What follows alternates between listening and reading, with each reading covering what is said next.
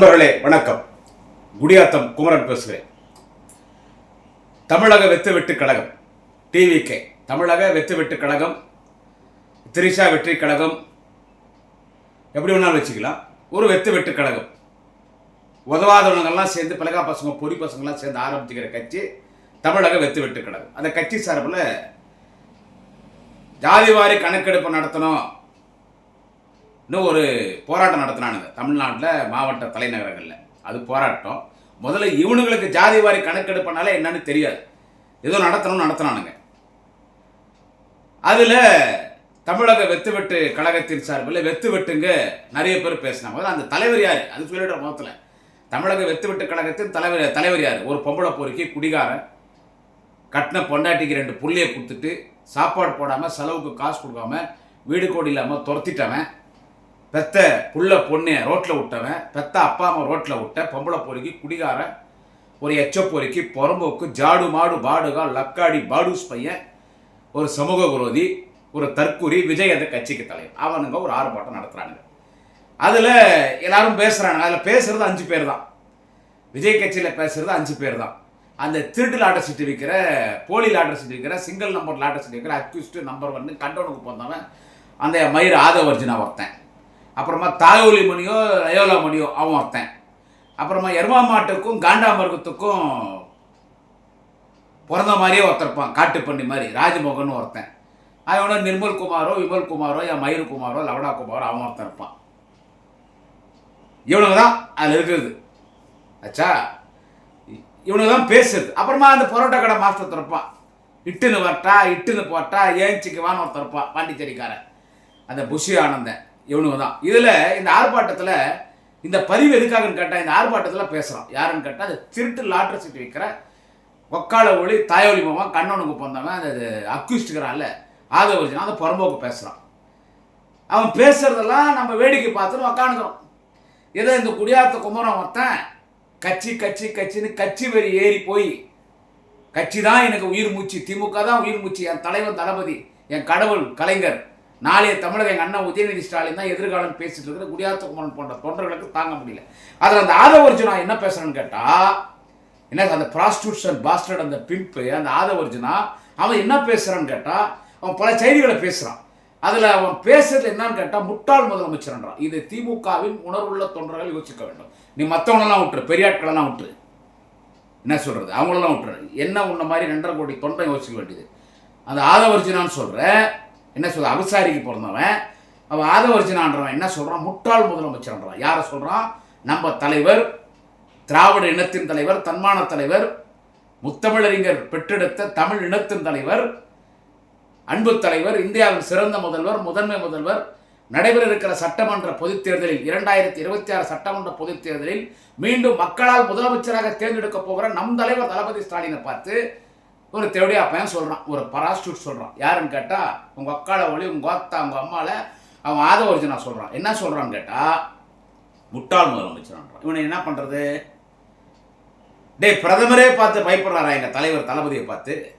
அனைத்து மாநில முதலமைச்சர்கள் சொல்கிறாங்க, ஒரு முதலமைச்சர்னா எப்படின்னு கேட்டால் ரோல் மாடல் இவர் தான் முதலமைச்சர்ன்றான்.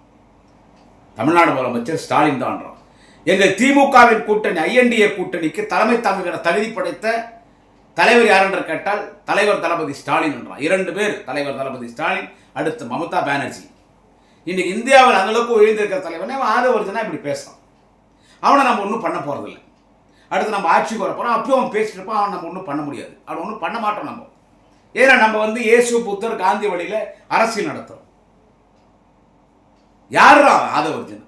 அவங்க மேல விஜயே ஒரு ஆள் கிடையாது நமக்கு. அவன் ஆரம்பத்திலே தட்ட வேண்டிய இடத்துல தட்டின்னு அவங்க பார்த்தான். விஜய் பேசியிருப்பானா? இன்னைக்கு பேசுறான்ல உங்க அம்மாவில் அவன் பேசியிருப்பானா? அவன் பேசுறான், சிஎம் பேசுறான்.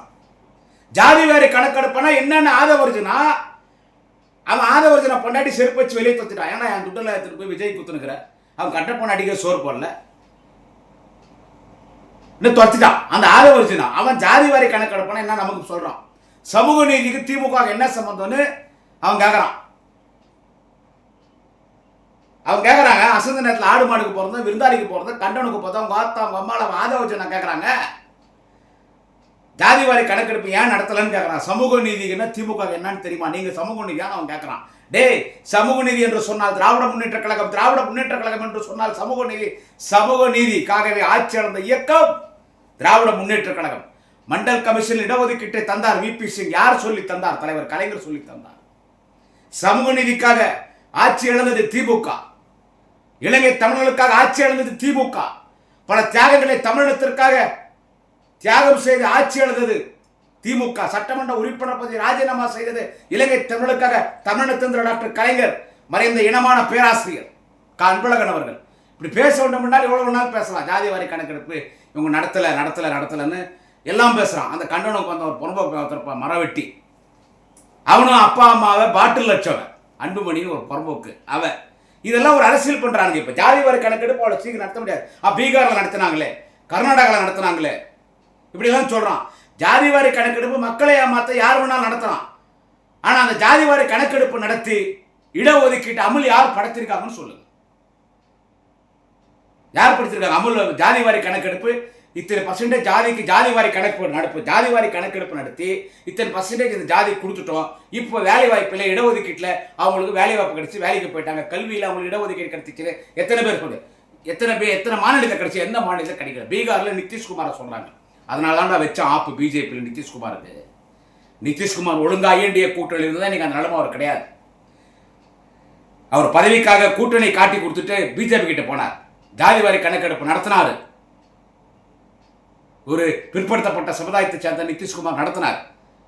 ஆனா இன்னைக்கு அந்த ஜாதிவாரி கணக்கெடுப்பு நடத்தி பீகார்ல அந்த ஜாதிவாரி கணக்கெடுப்பு படி இடஒதுக்கீட்டில் அங்கே பிற்படுத்த சமுதாயம், மிகவும் பிற்படுத்தப்பட்ட சமுதாயம், பட்டியலினத்தின் சமுதாயம், ஒடுக்கப்பட்ட சமுதாயம், சிறுபான்மை மக்களுக்கு நிதிஷ்குமார் முதலமைச்சராக இருக்கிற இந்த காலகட்டத்தில் இதற்கு முன்னால் முதலமைச்சர் இருக்கும் பொழுது ஜாதிவாரி கணக்கெடுப்பு எத்தனை பேர் வேலை கொடுத்தார்? கோர்ட்ல ரத்துப்படி பண்ணிட்டான்டா, கர்நாடகாவில் முடியாதுன்ட்டான்டா,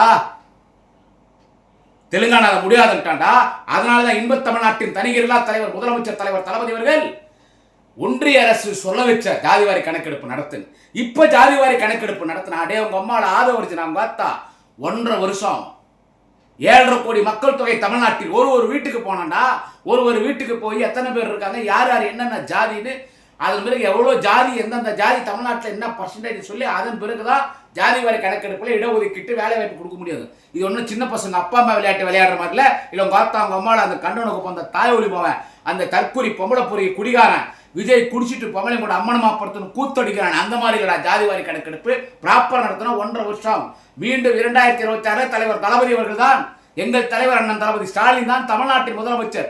அப்ப ஜாதிவாரி கணக்கெடுப்பு நடத்தி எந்தெந்த சமுதாயத்திற்கு எவ்வளவு இடஒதுக்கீட்டு வழங்க முடியுமோ அந்த இடஒதுக்கீட்டை தலைவர் தளபதி வழங்குவார். குறிப்பாக வன்னியர் சமுதாயத்தின் மக்களுக்கு 10.5 வழங்கப்படும். அன்புமணி ஊரை ஏமாத்துறான். அவன் அன்புமணி, தற்கூரி விஜய், இந்த 6 வருஷம்னா இவனுக்கு எல்லாம் நேரா பார்த்தா காலில் செருப்ப கைட்டு அடி பண்ணான். பேசிட்டு அவன் முதலமைச்சர் தளபதியை பேசுறான்.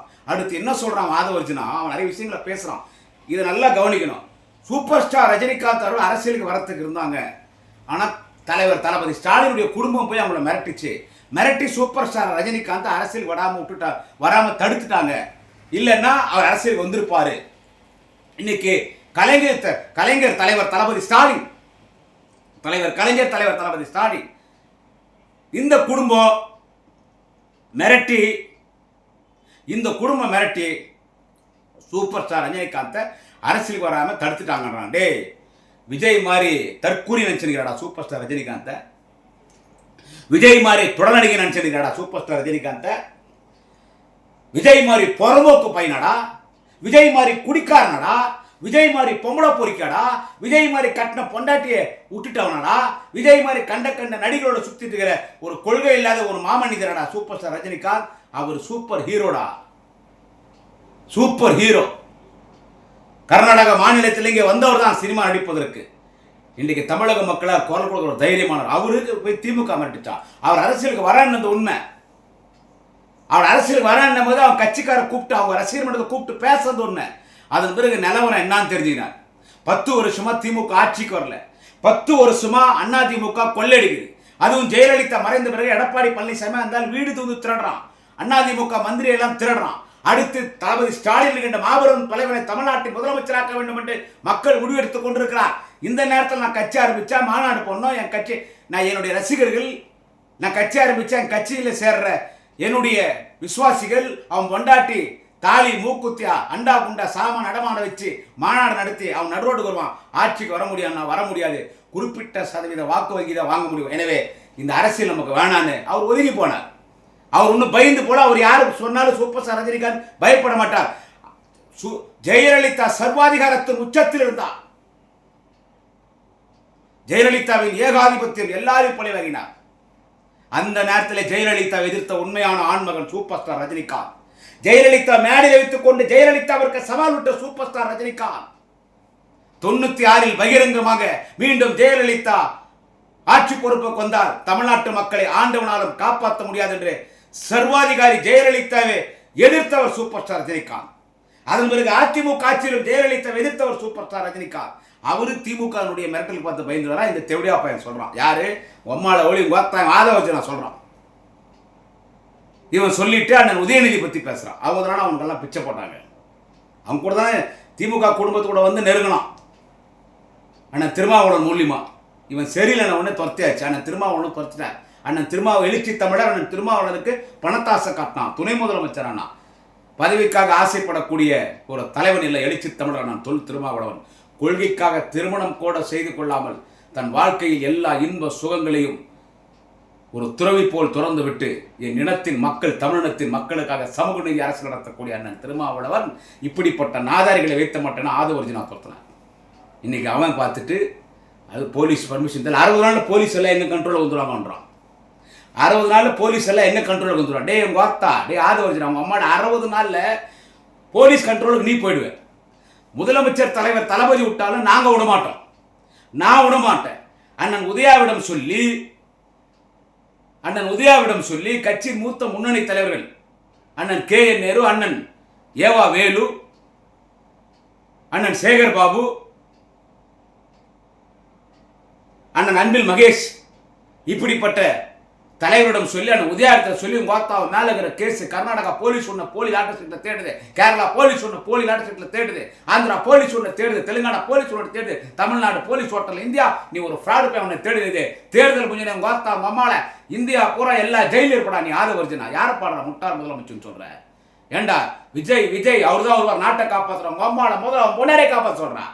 என்னடா அவங்க விஜய் வருஷத்துக்கு 6 சிலிண்டர் இலவசமாக கொடுப்பானா? டே வாயில் நல்லா ஒரு ஆதவர்ஜினா டே உங்க அம்மால முதல்ல உங்க வையால டே ஆதவர்ஜினா 6 சிலிண்டர் வருஷத்துக்கு இலவசமாக கொடுக்குறேன்னு சொல்றான்ல. இன்னைக்கு மோடி யாருக்குமே சிலிண்டர் இல்லாத பண்ணிட்டான். நான் ஒன்று சொல்றேன், 6 சிலிண்டர் விஜய் கொடுத்துருக்கா. தற்கொலை பொம்பளை பொறுக்கி குடிக்காரன் அவன் விஜய் 6 சிலிண்டர் கொடுத்துட்டோம். முதல்ல அவன் பொண்டாட்டி சங்கீதா இப்போ ஒரு சிலிண்டர் கொடுக்க சொல்றான். பாவண்டா பொண்டாட்டி விஜய் பொண்டாட்டி சங்கீதா நீ பொண்டாட்டி காசுல சாப்பிட்றவங்க அம்மா நீ ஆதவர்ஜினா. ஆனா விஜய் பொண்டாட்டி சங்கீதா 6 சிலிண்டர் தரேன்னு சொல்றானே தற்கொலை விஜய். ஒரு சிலிண்டர் இல்லடா பாவம், சமைக்கிறதுக்கு காசு இல்லடா. அவங்க அப்பாவுக்கு எவ்வளோ கோடி சொத்து இருக்கலாம், அதை சொத்து வித்தா சாப்பிட முடியும். ஒரு சிலிண்டர் கொடுக்க சொல்றான் முதல்ல விஜய்க்கு. இதை ஒரு சிலிண்டர் கொடுத்தா ஏதோ சோறாக்கி சாப்பிடுவாங்க, ஒரு களி பிரண்டி சாப்பிடுவாங்க, ஒரு இட்லி தோசை, ஒரு உப்புமா, ஒரு சிக்கனோ மட்டனோ மீன் குழம்பு வச்சு சாப்பிடுவாங்க. ஒரு சிலிண்டர் கொடுக்க சொல்றான் விஜய் அவன் பொண்டாட்டி சங்கீதாக்க. அப்புறமா கொடுக்கட்டும் 6 சிலிண்டர். பொண்டாட்டி விட்டுட்டு எங்கேயோ இருக்கிறான். அவங்க தான் ரோட்டுக்கு வருவானா, ஓம்புவானா, தப்புவானா. இவன் ஆதவர்ஜினா பேசியிருக்கிறான். டே பேசுறா பேசு. அவரு கலைஞராகவே வாழ்கிறார் தலைவர் தளபதி. கலைஞர் நிதியை திரவலாக பெற்றிருக்கிற முதலமைச்சர் தலைவர் தளபதி. அவர் இயேசு புத்தர் காந்தியுடைய அரசு நடத்தி கொண்டிருக்கார். அதனாலதான் நீ எல்லாம் பேசுற தேவடியா பசங்களா அவங்க அம்மாவோட கண்டனுக்கு வந்தவன் அவன் ஆதவர்ஜினா ஆகட்டும், அவனுக்கு தலைவனா இருக்கிற யாராவன் அவங்க அவன் தற்கூரி விஜய் ஆகட்டும், அத்தனை பேருக்கு இன்னும் 60 நாள் தான்டா டைம். இன்னும் 60 நாள் தான்டா டைம். சமூக நீதி பத்தி பேசுறான், மண்டல் கமிஷனை பத்தி பேசுறான், ஜாதி வாரி கணக்கெடுப்பை பத்தி பேசுறான். என்னடா உனக்கு தெரியும்? SOPO COP என்ன பேசுறான்? என்னடா உனக்கு மயிர தெரியும்? ஒருத்த டிரான்ஸ்பார்மர் கம்பத்தில் பாதி வந்துடாடி என்ன வேணாலும் பேசுவடா. ஜாடு மாடு பாடுகா லக்காடி பாடுஸ் பையா அவங்க அம்மால உன்னை அடிக்கிற இடத்துல அடி. நான் ஒருத்தன் போறோம் அந்த கண்டனுக்கு வந்தோம் 450 கிராம. நீ அவன் சொல்றான் திமுக கூட்டணி எத்தனை கட்சிக்கு இதுன்னு முதலமைச்சர் ஸ்டாலின் சொல்லிட்டா நான் அம்மனமா நடக்க தயார்னு. உங்க அம்மால நீ அம்மனமா நடந்தாலும் சரி, உன் பொண்டாட்டி உன் மருமகம் உன் வீட்டில் ஒரு பொம்பளைங்க அம்மனமா நடந்தாலும் சரி, இல்லை துணி போட்டு நடந்தாலும் சரி, நீ ஒரு அரசியல் விபச்சாரிடா. நாஞ்சி சம்பத் நீ ஒரு அரசியல் விபச்சாரி. நீ அந்த ஆதவர்ஜினா கொத்தா 60 நாள் பேசுவீங்க. அப்புறமா நீங்களாம் இருக்கிற எல்லாத்தையும் போயிடுவீங்க. அவன் விஜய் எங்க இருப்பான்னு தெரியாது. அதனால ஆதவர்ஜினா சொல்றாங்க அம்மா செருப்பத்து அடிப்பாங்க. உங்கள் அம்மாவை செருப்பை தடிப்ப திருட்டு பையனை கண்டவனுக்கு வந்த திருடனுக்கு வந்தவனே. உங்கள் அம்மாவை யாரை பார்த்துறா முதலமைச்சரை பற்றி பேசுகிற? தேர்தல் கமிஷனா உன்னை விட்டு வச்சுக்கிறாங்க பாடுறா. உன்னை விட்டு வச்சு கூட பேசுகிற பாரு. அடி செருப்பால் பேவர்ஸ் விருந்தாளிக்கு வந்தவனே. செருப்பு பின்னிடும் ஆதவஜை நான் சொல்கிறேன். இன்னொரு பதிவிலே சந்திக்கிறேன். நன்றி, வணக்கம். குடியாத்தம் குமரன்.